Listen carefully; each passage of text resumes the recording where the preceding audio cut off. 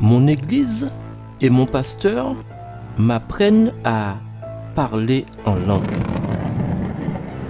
Cette surprenante déclaration purement ecclésiastique,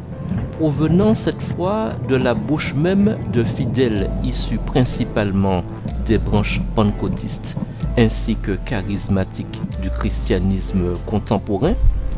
a de quoi, il faut le reconnaître, sérieusement donné à réfléchir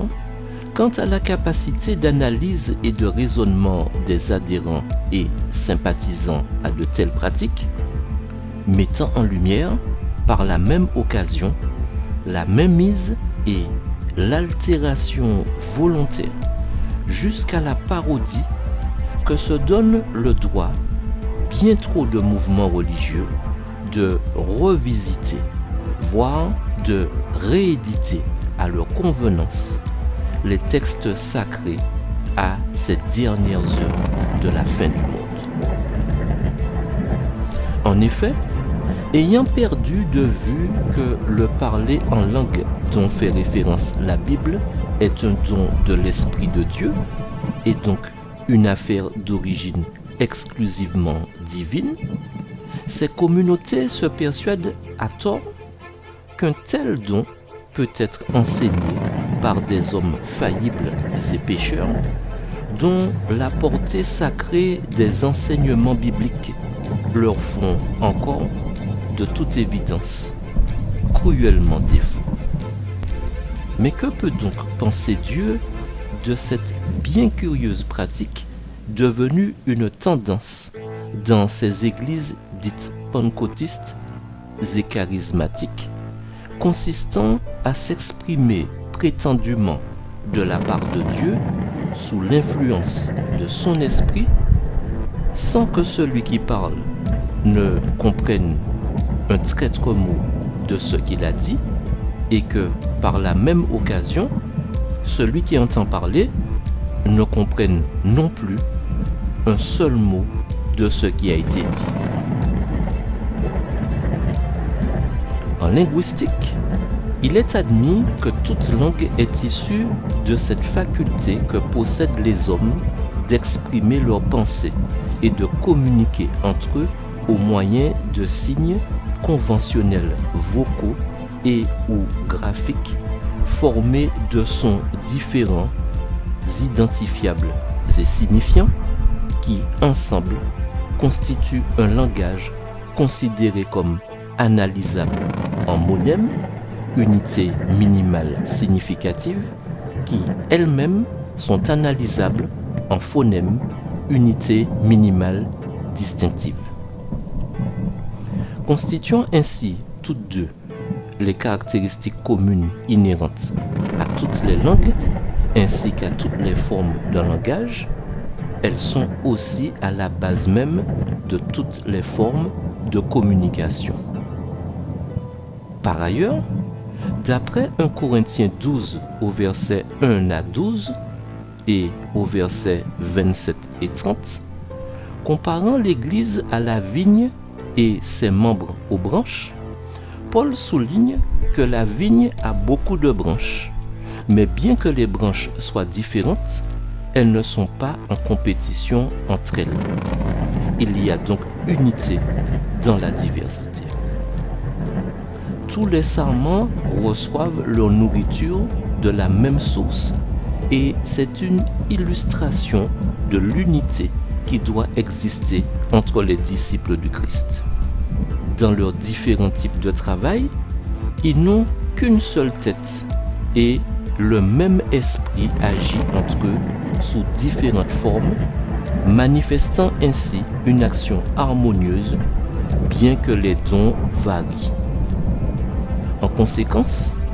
celui qui est réellement uni au Christ n'agira jamais comme s'il était une unité complète en lui-même. En effet, la perfection de l'Église ne dépend donc pas du fait que chacun ait exactement la même capacité, jusqu'à s'évertuer à dispenser à d'autres des prétendues facultés venant de Dieu qui, en définitive, ne servent aucunement sa cause. À ce titre, Dieu appelle chacun à occuper la place qui lui correspond pour accomplir la tâche assignée en accord avec la capacité qui lui a été donnée et certainement pas à chercher, à jalouser et à copier de prétendus détenteurs de dons. Les dons spirituels sont donc au service de l'Église et non pas au service de motivations personnelles perverties qui, dans ce contexte, sont plus destinées à semer le trouble et la confusion que de favoriser la présence de l'action de l'Esprit Saint dans une assemblée. Maintenant,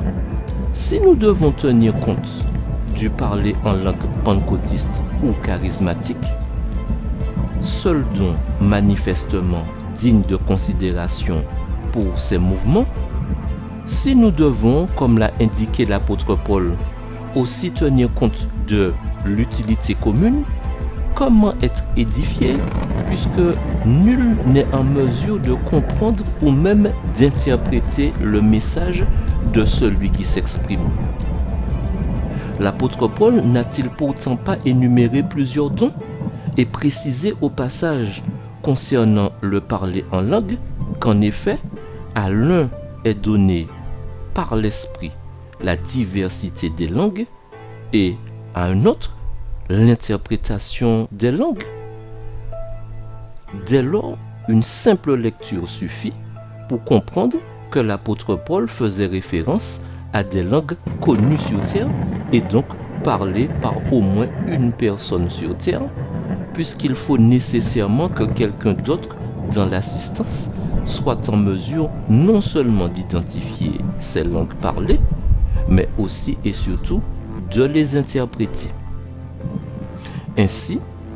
dans les églises,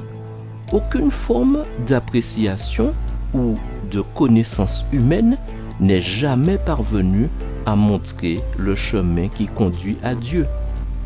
Dans ce sens, que les hommes ne manquent jamais de se rappeler qu'ils ont un gouverneur dans les cieux, un Dieu avec lequel on ne peut pas jouer et qu'on ne peut pas non plus tromper. Dans cette continuité, celui qui force sa raison dans une tentative de s'exalter lui-même dans une faculté supposée de Dieu, en s'illusionnant, le faire découvrir jusqu'à prétendre dispenser un don de l'esprit qu'il n'a pas à des pécheurs dont il fait d'ailleurs partie, apprendra qu'il aurait mieux valu qu'il reste à sa place, la tête basse, et demeurer un humble suppliant devant lui, en confessant lui-même n'être comme tout homme faible et faillible. Dès lors, pour mettre court à toute ambiguïté concernant ce don spécifique de l'esprit, nous référons à Acte 2 au verset 1 à 12, faisant mention du tout premier parler en langue biblique. Mettons-les en présence l'un de l'autre afin de le comparer au parler en langue des pentecôtistes et des charismatiques tels qu'ils le conçoivent, pour nous en faire notre propre opinion.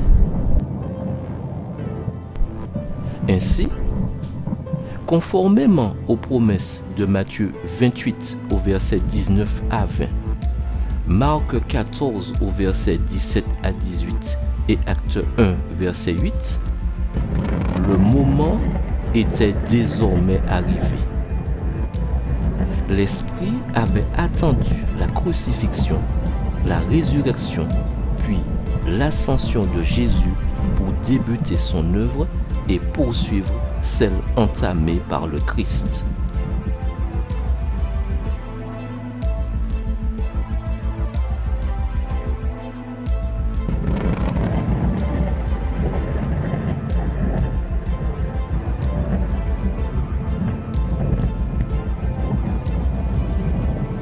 Au bout de 10 jours mentionnés dans Acte 2, pendant lesquels les disciples présentèrent avec supplication leur requête, se produisit l'effusion du Saint-Esprit qui investit chacun des 12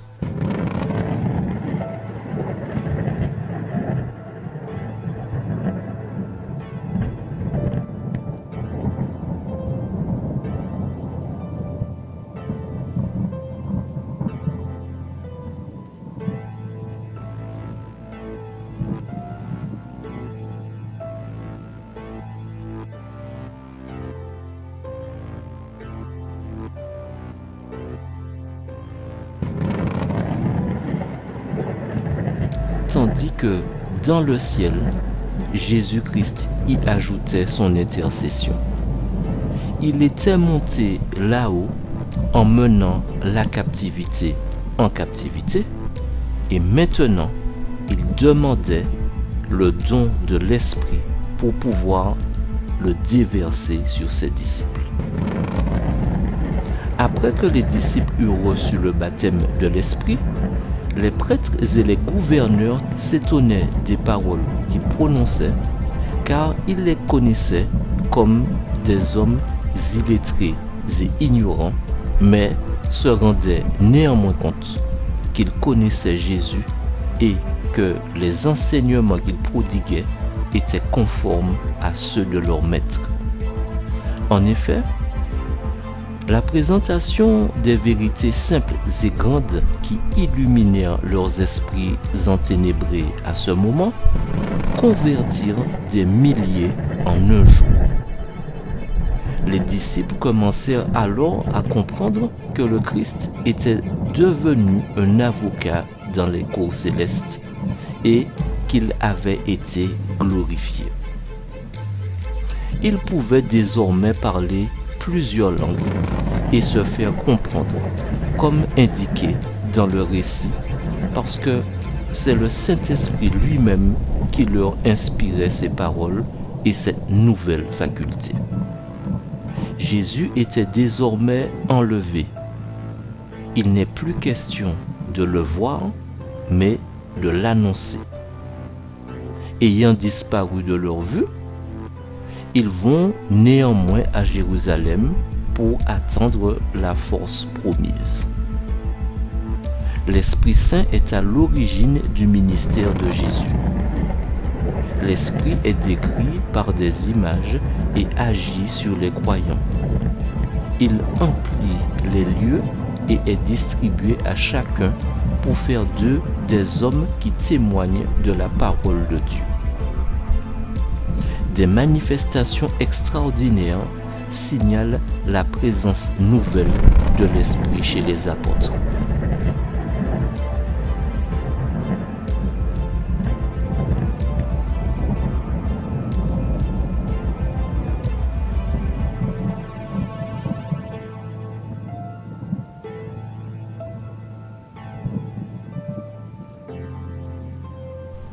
En entendant d'ailleurs le bruit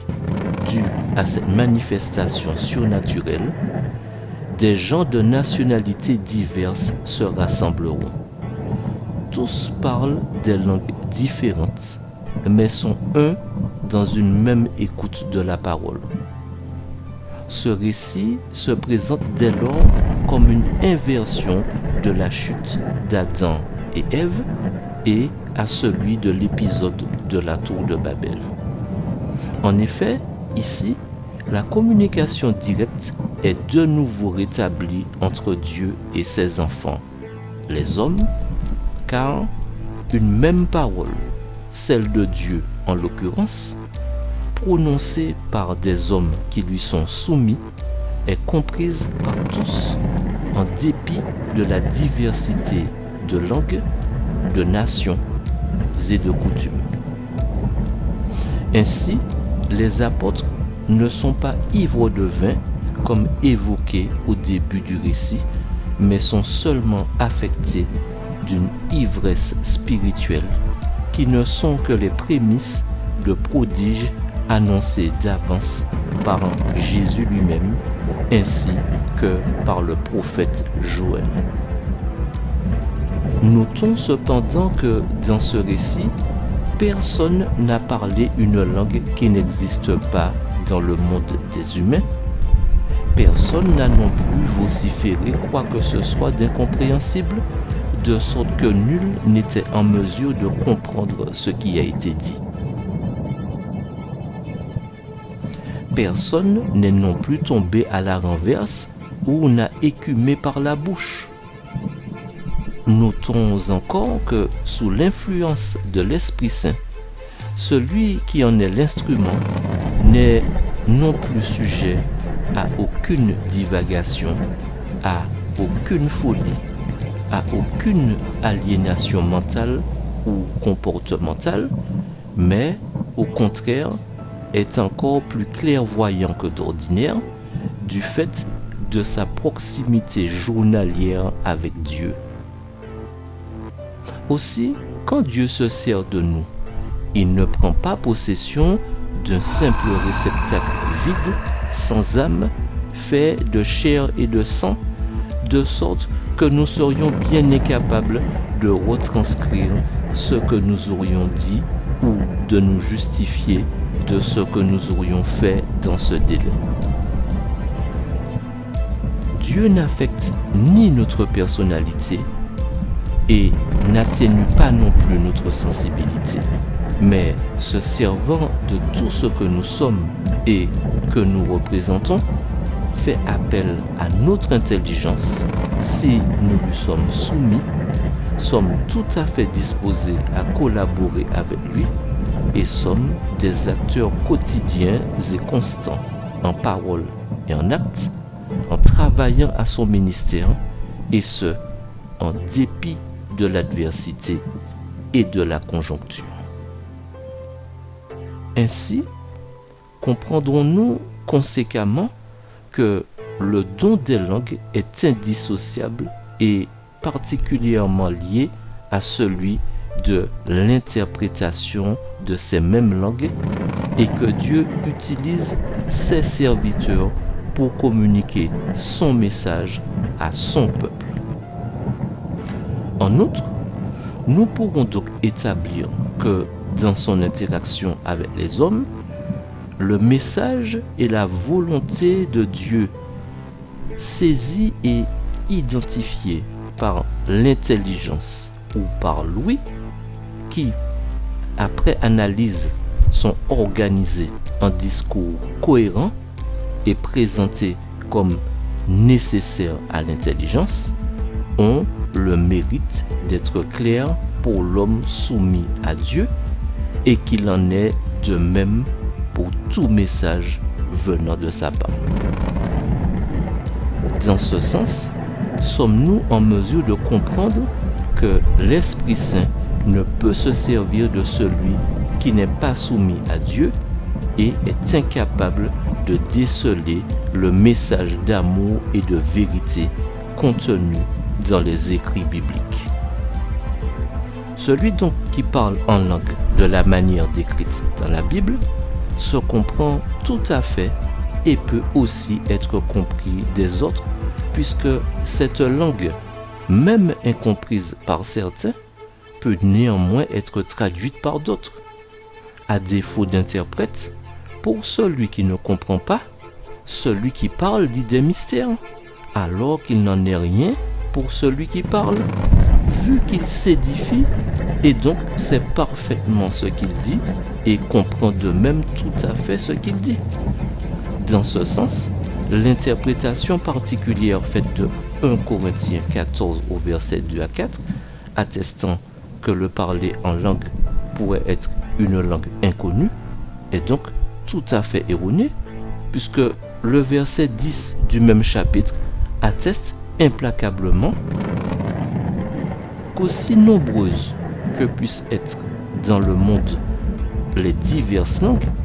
il n'en est aucune qui ne soit une langue intelligible, attestant de fait que le véritable parler en langue ne saurait donc être un quelconque charabia constitué d'onomatopées.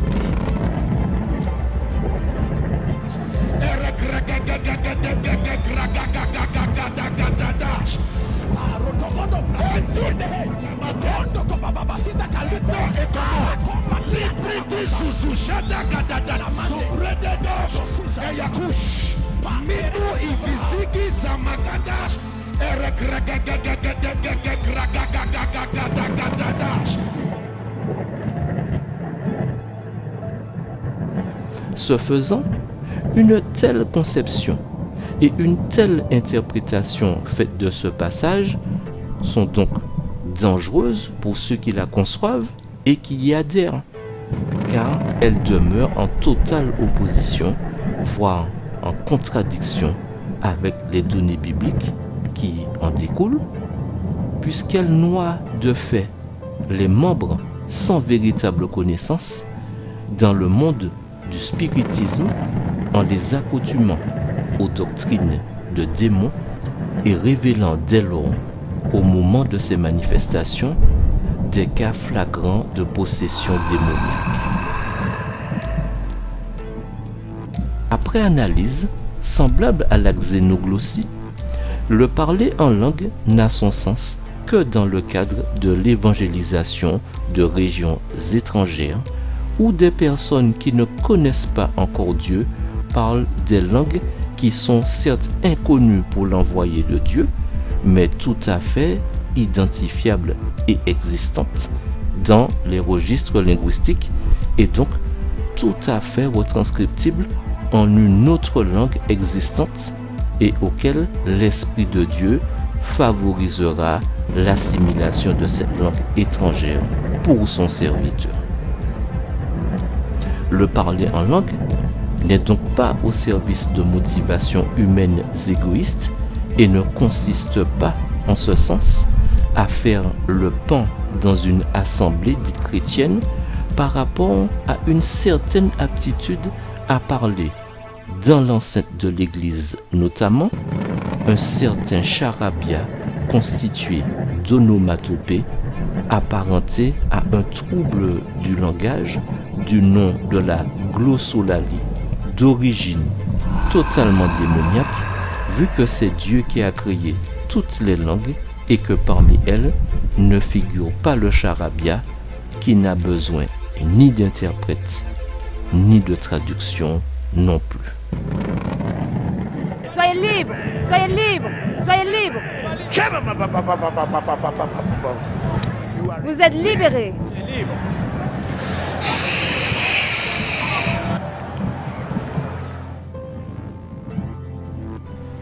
Et puis d'ailleurs, quel est l'intérêt de prétendre parler en langue dans une assemblée constituée de membres de même origine et parlant tous la même langue? En outre, si celui qui parle ne sait pas ce qu'il dit, qui a parlé à sa place?